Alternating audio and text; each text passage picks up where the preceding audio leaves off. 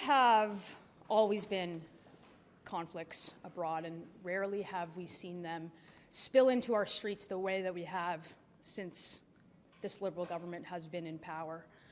We now know from the Iranian community right across the country, from many others, that there are hundreds of IRGC agents presently on Canadian soil, using Canada as a safe haven to organize and to fundraise and to terrorize diaspora communities right here at home. We have seen now critics of the Iranian regime from out west, an investigation now being treated as a homicide, somebody who is critical of that regime. We see constantly, and particularly as an MP from a region who represents many in that community, on a weekly basis, those calls coming into our office, informing MPs and at all levels of government, including authorities, that they are terrified of living within their own communities. The hundreds of agents that are here today live in Canada with complete impunity, and we have a Liberal government that has done absolutely nothing to stop it. We've seen violence against businesses, gunshots into Iranian activist businesses. We've seen terrorism in the Jewish community. We now are amongst nations that lead the world in attacks against Jewish institutions. Today we are calling on the government to table a plan to get rid of these terrorists that are on Canadian soil. Thank you. Earlier this week, on Monday, at the Citizenship and Immigration Committee, we had government officials in front of us talking about just giving, frankly, abysmal answers on the lack of action from the federal government and their capacity to keep Canada's streets safe by both preventing Iranian regime officials from entering Canada and then also taking action to deport senior Iranian officials after the CBSA has identified them. Just a couple of things before we get into the rationale for why we're calling on the Liberal government this week to table a plan within a week to do a variety of different actions. You know, we just had the Public Safety Minister come out here and sort of play bingo with the number of suspected Iranian regime officials that are in Canada. Like that sends a message of a lack of seriousness and a lack of safety to, as my colleague mentioned, many different communities across the country about both the government's willingness and ability to keep them safe. So today the Conservatives are calling upon the Liberals to table a plan within 1 week to do the following: urgently enforce deportation orders for Iranian regime officials and block Iranian regime officials involved in terrorism or crimes against the Iranian people from seeking safe haven in Canada. Disrupt efforts in Canada to launder money and finance the regime's terrorist activities. Coordinate Canada's sanctions on the Iranian regime to ensure effective compliance. Evaluate Canada's terrorism threat level, which has remained unchanged since 2014. Identify any gaps in Canada's national security legislation which may be exploited by regime agents. Finally, complete the establishment of Canada's Foreign Influence Registry and stop approving any refugee claims without an in-person interview. This builds upon action that we called for in a motion that we plan to table at committee on Monday. We are going to continue to push the government to pay more than lip service on these items, and we do expect the government to respond to our call for a plan within the week. Bonjour tout le monde. Donc, depuis trop longtemps, on voit des conflits qui ont lieu à l'étranger s'importer ici même au Canada. On a des actes de violence à Toronto, Montréal, en particulier contre la communauté juive, et différents autres actes de violence. Parmi eux, nous savons qu'il y a des hauts responsables du régime iranien, plusieurs centaines d'entre eux qui sont ici même au Canada. On sait maintenant qu'il y a 239 on a vu leur visa être retiré. Par contre, il y en a juste un seul qui a été expulsé du pays. On a un critique du régime, Massoud Massoudji, qui a disparu, puis la police enquête sur un homicide. Inacceptable, des choses comme ça qui se passent au Canada. Donc aujourd'hui, les conservateurs exigent des comptes à Mark Carney. Nous demandons aux libéraux de déposer d'ici une semaine un plan d'action pour 1. Expulser d'urgence les agents du régime et fermer les failles législatives et empêcher les membres du régime impliqués dans le terrorisme ou d'avoir commis des crimes contre le peuple iranien de demander l'asile. 2. Empêcher le blanchiment d'argent qui finance le terrorisme. 3. Coordonner des sanctions du Canada contre le régime iranien. 4. Finaliser immédiatement le registre des agents étrangers. Et 5. Cesser d'approuver des demandes de statut de réfugié sans une entrevue de sécurité en personne. M. Carney doit agir. La sécurité de nos citoyens n'est pas négociable. Merci. Avec le nouveau transfuge, il va probablement avoir un gouvernement libéral majoritaire. Quelles conséquences que ça a sur les conservateurs après le 13 avril? La conséquence, c'est qu'actuellement, depuis un an, depuis que Mark Carney est premier ministre du Canada, il y a très peu ou pas de résultats tangibles pour les Canadiens. Ce qu'on voit, c'est que l'économie périclite, les gens, le coût de la vie continue d'augmenter. Puis en plus, avec la situation en Iran, on a un premier ministre qui n'est pas capable de nous donner une position claire de ce qu'il doit faire. Donc, chez nous, on continue à faire comme on fait aujourd'hui, d'amener des choses claires, des points précis pour aider à la sécurité du pays. On a d'autres enjeux aussi, des propositions qu'on amène pour améliorer l'économie du Canada. Donc, c'est ce qu'on va continuer de faire et on va toujours continuer, peu importe le statut du gouvernement. Notre travail, c'est de démontrer que ce qui n'est pas fait doit être fait et le plus rapidement possible. C'est pas une bonne nouvelle pour vous, quand même, et pour les contre-pouvoirs en général. Écoutez, nous, que ce soit minoritaire, majoritaire, on a un travail à faire et comme on fait aujourd'hui, on va continuer à le faire dans l'intérêt du pays. Merci. For Terrebonne, it's thought to be like a bloc liberal kind of split of a riding. Are the Conservatives doing anything different in that riding to try and stop a majority from happening? Actually, are you talking about Terrebonne? Yeah. Yes. We have our candidate been named yesterday. It's Adrienne Charles, and she's there to knock on doors, to tell the people of Terrebonne that we have a good message for them, the message of Pierre-Paul and the Conservative team. So actually, we're there to fight for that election. That's it. Will you be funneling, for example, more money into Terrebonne? Like I know that there's sort of a national funding cap. Will you be funding more money into Terrebonne in order to stop a Liberal majority from happening? We don't have to stop or to do whatever. For the Bloc or the Liberals. Actually, we're doing our own campaign. We have a candidate there, and we have 2 by-elections anyway, so we have to fight everywhere to win. Thank you. Madame Lantsman, est-ce que vous avez une chance de remporter une des 2 circonscriptions pour la partielle?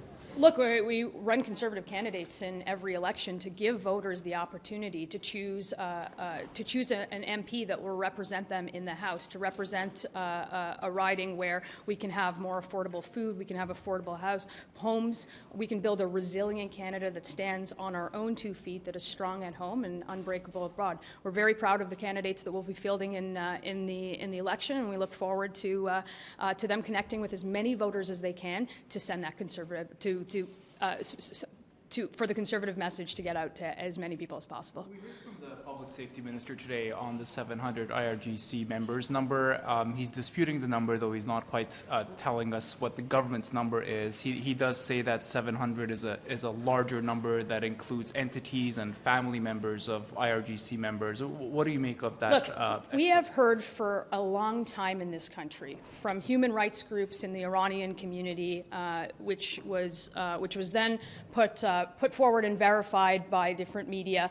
If the number isn't 700, then the minister ought to tell Canadians, and we need to know, all Canadians need to know what that number is. We know that the minister was talking about 28 inadmissible. We also know that there's 239 people who have had their visas revoked, making them inadmissible. And we know the most important number is that they have expelled only 1. So we're calling on the minister to actually get to work. That number of 239 was actually from his own department, the department that he controls, and he's failed to expel Iranian regime activists from this country. We're calling on him to table a plan within a week in this House of Commons to tell Canadians how he's going to get rid of the terrorists that are terrifying our communities. Can I add to that as well, too?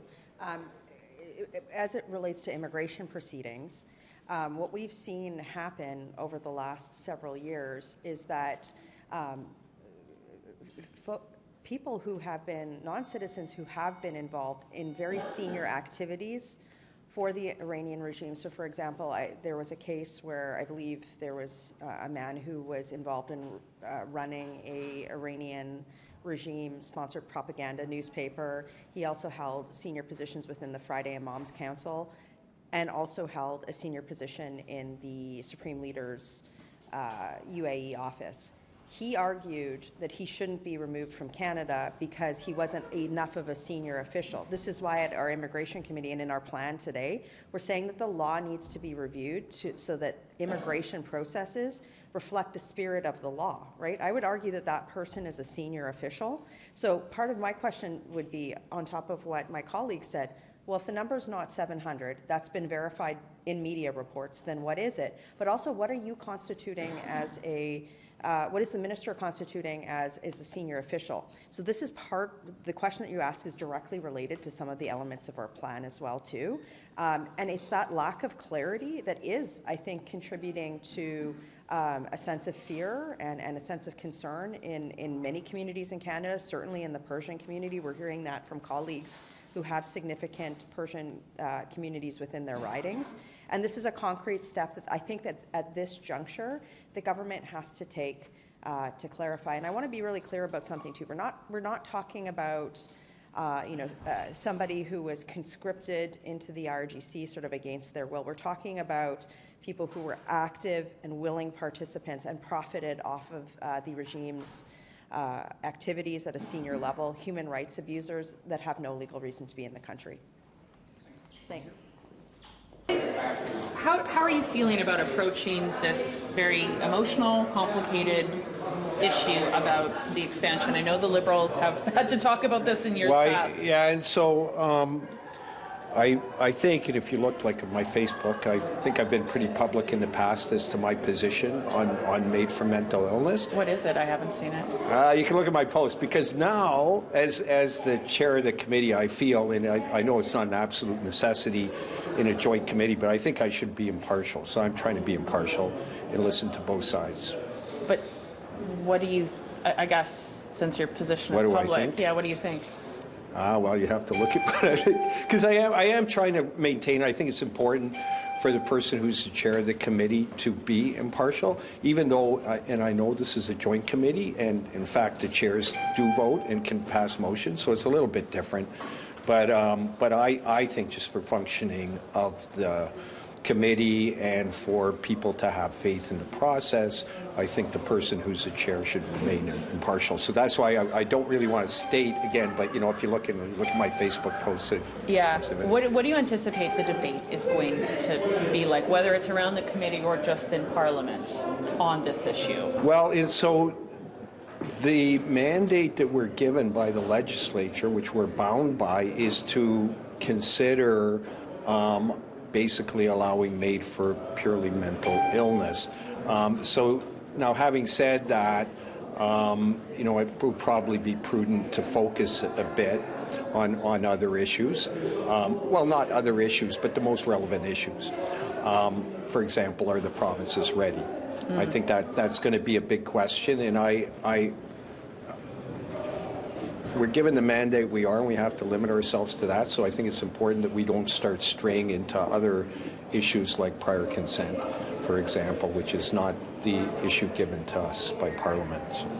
Do you think this Parliament and this Prime Minister is ready for this debate? Because only a few years ago it seemed quite emotional. It seemed fraught at times. Like, what are you anticipating in terms of the tenor of what we can expect to hear on this? And I don't know where the Prime Minister is on this, and I'm not sure if he's taken a position on this, but I think the whole, in the recommendations of the last committee was to re-examine the question before introducing it, and that's what we are doing. And we'll see where it goes. I mean, I think we've got a process. We'll go through that process and see where we end up. And I think I don't want to prejudge where we're going to go. It wasn't that long ago that a very similar committee looked at this issue. They looked at the question of readiness, and they decided then, we'll put it off to 2027. Do you think all that much has changed from just a few years ago, the last time parliamentarians looked at this issue and examined the issue of readiness? I'll have to canvass the opinion, but my sense is that things have not changed a lot in the last 2 years, and this obviously remains a controversial topic. I do know and have heard that there have been some studies looking, for example, at who ends up going through the Track 2 process. And so in terms of evidence, I think there is more evidence about how MAID and who is using MAID. And I think some of that evidence will, although I think it's tangentially related, the whole Track 2 kind of issue. So I think some of that inevitably will come up. I mean, my sense is, and perhaps with an issue like this, there's never going to be consensus on this issue. And I certainly realize that, like this has a lot of issues. I'm starting at chapter 12 or something. There's been many other chapters of this which have come to other conclusions, but I think it's important for us to kind of start de novo, and that's the mandate we're given. So. Given the fact that in your summation, not a lot has changed from the past few years, how likely is it that this expansion, do you think, is delayed once again? I don't want to prejudge it, but I think the implication from your question is like, how much has changed? Realistically, can things change? I mean, that was your question, and I agree. I mean, but you know, I don't want to prejudge the process beforehand. So. Okay, thank you. Is that a good judicious use? We'll be following this issue. Thank you. Sénateur, Monsieur Champagne, croyez-vous que Don Chery devrait être décoré de l'Ordre du Canada? Il y a des conservateurs qui font une campagne pour ça. J'ai pas vu la nouvelle. Je vais laisser ça aux conservateurs. Ouais, non, mais je vous crois, là. Je sais mais j'ai pas vu la nouvelle, puis j'ai pas vu la réaction. Je vais laisser ça aux conservateurs. C'est un grand Canadien? Écoutez, les gens le connaissent bien. Il a eu une grande carrière, mais moi, je commande pas habituellement sur les conservateurs. Je les laisse faire leurs choses. J'ai bien des choses à faire pour les Canadiens qui nous regardent à la maison. Merci beaucoup. Merci. Bonne journée. Oui. Laurie Adloud qui passe au libéral. Oui. Qu'est-ce que vous en pensez? Votre première réaction par rapport à ça?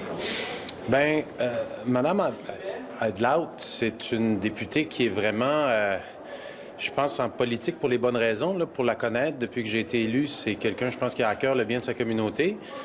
Mais son geste, à mon sens, c'est une trahison du mandat populaire qui lui a été accordé par ses électeurs. Et en ce sens, je pense que c'est un geste qui est répréhensible. Est-ce que ça change la donne, selon vous, là, pour l'élection partielle qui s'en vient dans Terrebonne? Carney se rapproche d'une majorité, l'élection prend quand même une signification importante. L'élection prend une signification plus importante à Terrebonne? Est-ce que Carney se rapproche d'une majorité quand même? Oui. Ce qui est important pour les gens de Terrebonne, c'est d'avoir un député qui est fiable, qui va se battre pour sa région et qui ne va pas représenter son gouvernement en région, mais plutôt qui va se battre pour eux à Ottawa. Et ça peut donner des résultats. Mais aujourd'hui, je suis heureux de constater que depuis plusieurs mois, je réclame le renouvellement du Fonds des pêches pour le Québec et ça vient d'être annoncé. Alors, c'est le genre de gain que ma collègue Nathalie pourrait aussi apporter à nouveau pour Terrebonne. Est-ce qu'un transfuge devrait démissionner, ça? Bien, comme je vous ai dit, moi, je pense que c'est trahir la volonté des électeurs. Et en ce sens-là, c'est répréhensible. Merci à vous.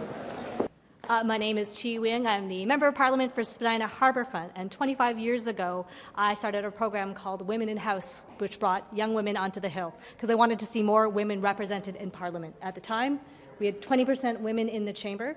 The numbers have improved in 2026, but we are still at 30%. But I'm here with my amazing colleague, Shari Graydon, who has an extraordinary campaign to help us think about how we move us forward. So the campaign is called Balance the Power.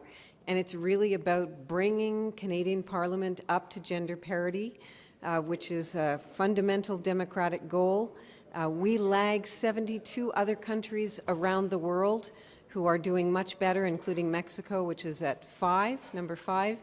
And so our Balance the Power campaign is really about encouraging Canada's Parliament to take systemic measures to ensure that women hold 50% of the seats, because that's the reality in other countries, and there's no reason that Canada can't also bring in legislation or policies that require all parties to run at least 50% women in ridings, including winnable ridings. So that's why we're here. We're thrilled to see all of the MPs that were sporting the scarves or as pocket squares today to be supporting gender parity in Canadian Parliament. Thank you. Thank you. What prompted you to vote with Jay Kwan on her private member's bill? I was elected to represent the riding, the people, and the people in my riding. That's the view. One of the nice things in a democracy, and especially in our government, we are able to vote our own conscience. So that's what led me to believe that that was the right thing to do. All right. Okay. Thank you very much. Thank you.